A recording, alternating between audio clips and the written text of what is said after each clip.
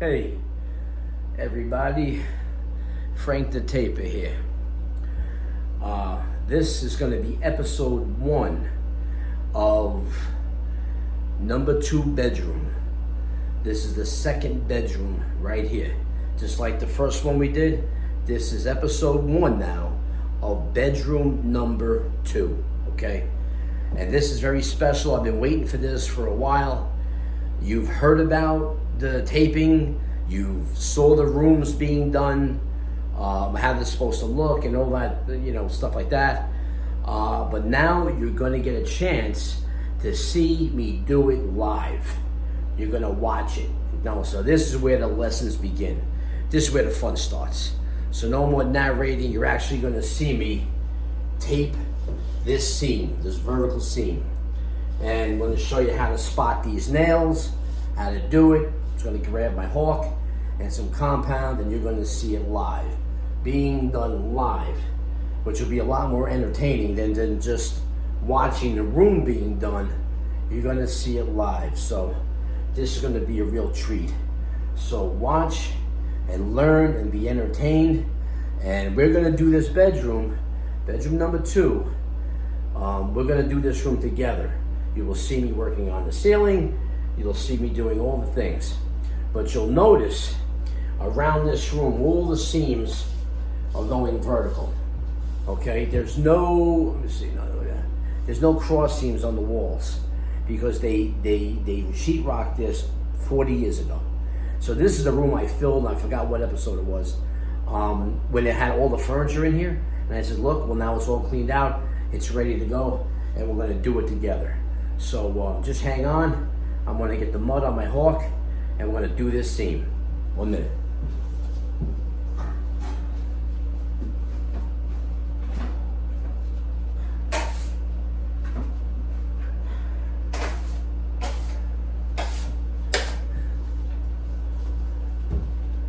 Here's the hawk. There's the 6-inch knife. Remember? If you saw the introduction to taping, the tools, you already know what this stuff is. I'm going to put the knife underneath the mud like this. See? Just like that. I'm going to turn it like that. I'm going to flip it over and scrape the edge. Just like that. Just like this. Right? Always turn in the mud and keep it nice and loose. And I'm going to feed off it like this. Slap it off. See? Doesn't really come off. If you do it slow and you pull all the mud off, then you'll drop it on the floor. But we're not doing that. Here's the hawk. Here's the 6-inch knife. And now I'm going to hit these screws, okay? When you go and spot a nail, spotting a nail, spotting a screw, it's the same thing. You're going to rough in these screws. This is what you're going to do. You're going to put the mud on one way, and then you're going to wipe it another way. The opposite. If you put the mud on like this, watch. I put the mud on like this. You're going to wipe it like this. Just like that. You just spotted a screw. Okay? If you put the mud on like this, you're going to wipe it like this. So now, when you go to spread the mud, when you go to put it on, you spread it with the handle of the knife close to the wall. Okay? Close to the wall. Like this. When you're spreading. When you're going to wipe it off, you push the handle away from the wall. Like this. So I go to spread it on this screw, right? I slap it on there like this. Handle is close to the wall. When I go to wipe it, the handle is away from the wall, and you wipe down, just like that. That's spotting screws. Now, when you get more advanced like me, been doing this thing forever, I run the screws. And what I mean by run them, I grab the mud on the knife just like this. And instead of going like this, one at a time, I grab the knife on its side and I run them up. Watch this. I put the knife here and I go just like that. Right? Just like that. And then I wipe it down. How? Put the knife against the wall. Keep the handle away from the wall and straight down nice and tight. That's running the screws. That's how I do it now. When I was learning, I was just spotting one screw at a time, just to get used to handling the knife. Okay, so that's how you spot a screw, right? Just like that. Always wipe the opposite way. So if you put the mud on like this, wipe it like this. If you put the mud on like any other way, if you put it on like this, flat like that, wipe it like this. And you wipe it tight. You don't want to leave any residue. The only mud you want to see is in the screw head. That's it. Now, I'm going to mud up this seam, okay? All right, everybody watch. I'm going to start off like around right this height. Just like that. See? Take the mud, put it on the wall, and spread. As I'm spreading the mud, the handle is close to the wall. If I go to wipe it off, what do? I pull the handle away from the wall and push down. Here we go.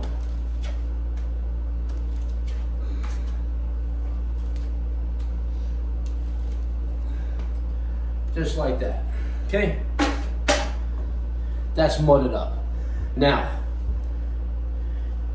the biggest problem most people have, which creates bubbling, is they don't put enough mud behind the tape. You have to put enough. So if you can see the sheetrock come through the mud, you need to put more mud on. Simple as that. So if down here it's a little low or something like that, take a little mud on your hawk, slap a little more on. That's all. But if you can see the sheetrock through the mud, it's too thin. You need a little bit more. Okay, now I have my trusty baker over here. So what I'm going to do is just put the hawk on here, just to hold it, and now I'm going to pull out the tape out of my trusty tape holder, which I showed you on the introduction tools. So I pull the tape like this, pull out a length, put it on here like this, and make sure the tape sits in the middle of the seam. Use the top. Seam should be in the middle. Get it all placed down there, and then I go like this. I just run it right down the middle, and when it gets down to the edge, I cut off the tape. Of course, you didn't see me do that because the camera's on angle that way, but that's okay. So when you run the tape all the way down the middle of the seam, when you get to the bottom, you hold your knife like this, and you pull the tape and you rip it. Simple as that. Now, when I go to wipe this down now, you can either wipe it from the top and go down, or you can wipe it from the bottom and come up. I probably would say, if you're learning, wipe it from the bottom and then come up with it. Okay, because I'm so short, I don't make the seams that high, because when I'm wiping up, you know, my arm will only go as high as your shoulder.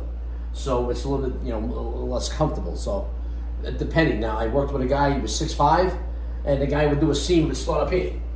You know, and he would actually do the tops, and he would come down and leave like this once left on the bottom of the floor. I'm like, dude, you're killing my back here. What are you doing?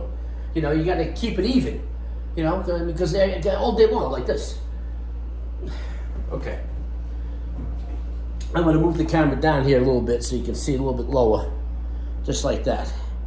And the bottom of the seam there. Right, so what I'm going to do is I'm going to wipe off the sides of the seam like that. One side, two sides, and then I'm going to come up the middle. Come right up the middle, like this. See all the extra mud? Right? That's coming out. You got to squeegee the mud out. That's what you got to do. So, all right, so I'm coming up the middle, okay? Coming up the middle like this. You hold the knife away from the wall. You want to squeeze all that mud out, okay? Just like this. Right up to the top. Now, you did the middle. You squeezed all the mud out. Now you got to wipe the sides. Well, that excess mud on the side here. So you come down like this. All the way to the bottom. And then you come back up the other side. And there you go. Now, I'm going to show you something. Time for a close-up. Not of me, but of the seam. Now, I want you to see something. It's very, very important.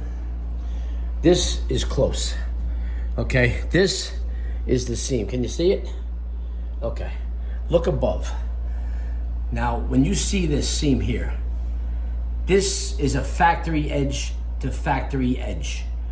In other words, this is not a cut. This is not a cut seam. All right, the board is flat coming here, and then this has a recess. From here to that seam, it's a factory edge. It's not a cut edge. It comes from the factory like that. And the same thing from here to here. There's a recess in here. That's where the tape sits. It sits in the recess.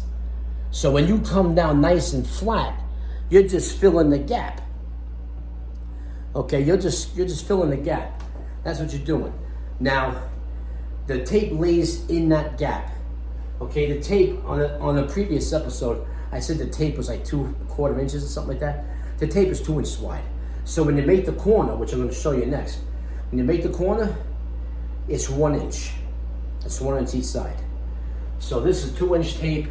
The factory edge is probably about, I'd say, maybe like 3 or 4 inches. But this lays right in there. It lays right in there, right across. Now, sometimes you'll get a seam that's a cut edge. It's not recessed, it's a cut edge to a factory edge. You can do that, but remember, if it's a cut edge, then they butt together like a butt joint on the ceiling. The long joints would be factory edge to factory edge. And the tape lays in that recess. It lays in there, and you just skim over it. It's easy. But now when you have a cut edge to another cut edge, the tape doesn't lie in the recess. There isn't one. The tape lies on top of the rock, not recessed in. That's why on the ceiling, your butt joints, the cut edge to the cut edge, it has to be about 30 inches wide. Because now there's a high spot. There's a little ridge now. Now the mud doesn't lay in the recess.